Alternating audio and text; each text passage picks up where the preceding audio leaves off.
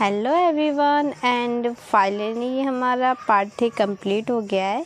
And इससे पहले हमारे पार्ट 2 और पार्ट 1 की भी वीडियो अपलोडेड है, जिसमें पार्ट फर्स्ट में हमने आउटलाइन ड्रॉ कर रखा है और पार्ट सेकंड में हमने शिव जी की पेंटिंग को कंप्लीट किया है और हम पार्ट थर्ड में करेंगे पार्वती जी की पेंटिंग को complete.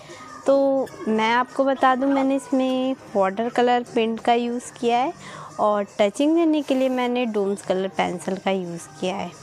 And step by step इसमें ऑल डिटेल के साथ मैंने कलरिंग करी रहेगी, जिससे आपको समझने में और करने में बहुत इजी रहेगा।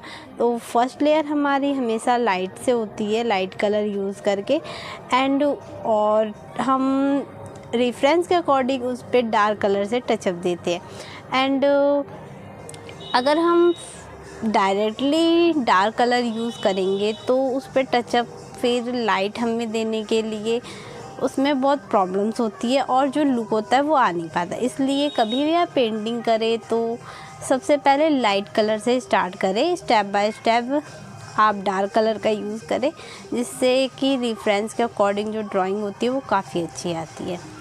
तो आप वीडियो पे बने रहिए और वीडियो को देखिए। हम मिलते हैं आपसे नेक्स्ट वीडियो में, कोई अच्छी सी ड्राइंग लेके आते हैं और अभी के लिए बाय।